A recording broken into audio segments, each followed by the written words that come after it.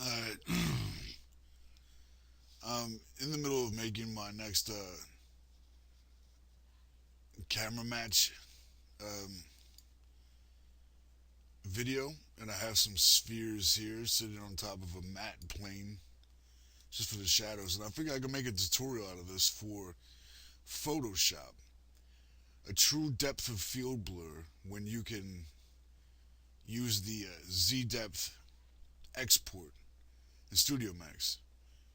So this is what that looks like. You got to bring up this tab right here.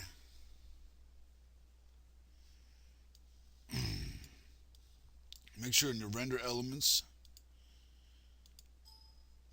you have Z depth hooked up.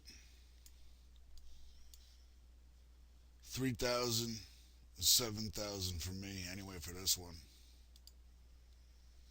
Single, no save, the render button. Oh, come on.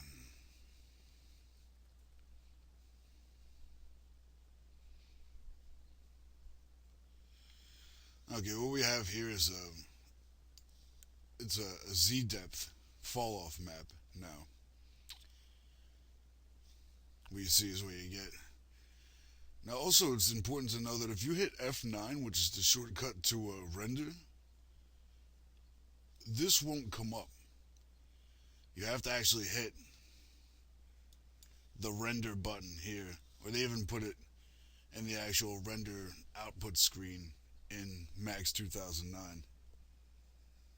That's handy. Comes with a whole bunch of extra stuff. So what you want to do then is save these files. Uh, we'll call it the deck diffuse, I guess. I don't know. 001 dot jpg. Enter. Make sure your quality is at the best. Okay. Close that. Save your fall off. Oh, damn it. Deck walk Z depth dot jpg. Again, best quality. Close that. And now we can minimize this. We'll go into Photoshop. I already have it open. Sorry, I got two screens here. You're going to lose track of a little bit of things, but the important things I will keep on the screen for you. So this is Photoshop CS3. Control plus O. Shortcut for open. The deck diffuse 001. The deck depth of field. Oh no, hold on. We're looking for the deck Z depth. I don't know what number I made that.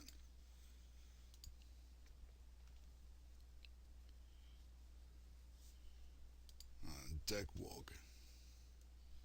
Okay, good. Open. Get both the images open. And we'll be done this shortly from here on out. This is a short tutorial. It's very useful. It's very simple though. Go to Window, Arrange, Cascade vertically. For me anyway, because this is a wide screen. And what I want to do is I want to use this fall off map for a blur for this. So the whiter it is, the less blurry it will be over here. Obviously then, the darker it is, the more blur you will get. So let's do that.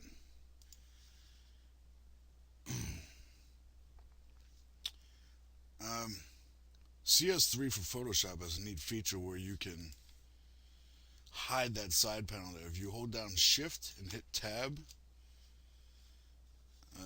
well, that brings it back because I already had mine hidden, but hit Shift and then Tab again, it hides it away, and then you just kind of hover over the side and it pops up. So what we want to do then is go to Channels, and you have your all, your red and your green and your blue. Just take any one of these at all, because it's full grayscale, this one, so it doesn't matter. Just click and drag it right on top of this image here, our diffuse image, and just turn on the red, green, and blue, and make sure you turn off the alpha that you just added, because that's what you just added. See this? Look at it now. This represents where the blurry will be. Alright, so let's turn that off. Go back to the layers, double click this to unlock it, name it whatever. Diffuse, I'll call it again, just keep going with it. It's important to keep everything named, otherwise you get lost later. You could be an idiot like myself and get lost even with everything named, because you don't know what to name it. Alright, so now that we got that, it stores then the fall off information, your channels here. Again, like I said, make sure that's turned off. Go to your layer, and you want to go to filter, blur, lens blur,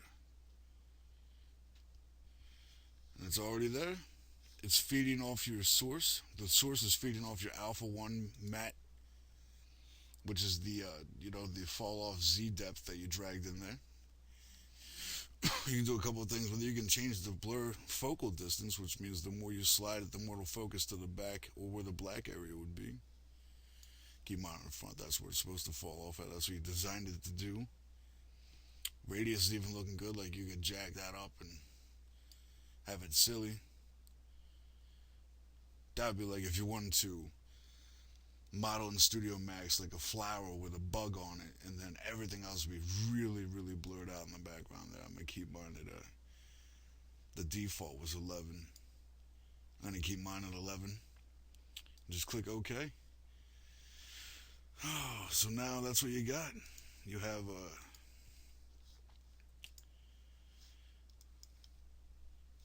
a nice, fair, and true, the most important thing, true to your 3D fall off. You have a nice blur effect, depth of field, and Photoshop. One simple step, right? Or maybe a couple of very, very easy. This also works, the same technique.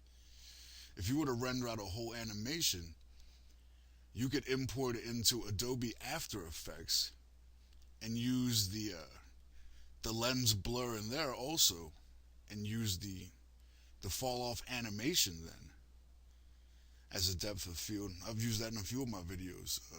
I've had questions about that, but it works pretty well. How much time we got here? We only got about a minute left. We'll just add a couple of things real quick. Curves. Sorry, again, it's off the screen. Kerpow. You don't want to overly do it. Kerpow. Blue channel. Okay.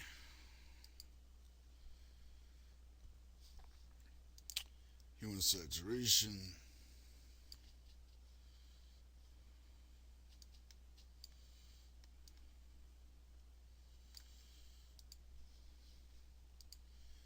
And maybe a little bit of contrast.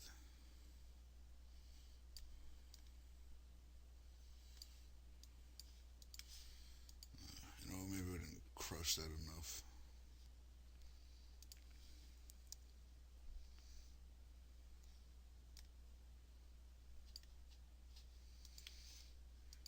Where you at, curves? Sorry, normally I would be using shortcuts here, but I don't feel like calling them all out. So anyway, that's just a little thing that we got there. Be well.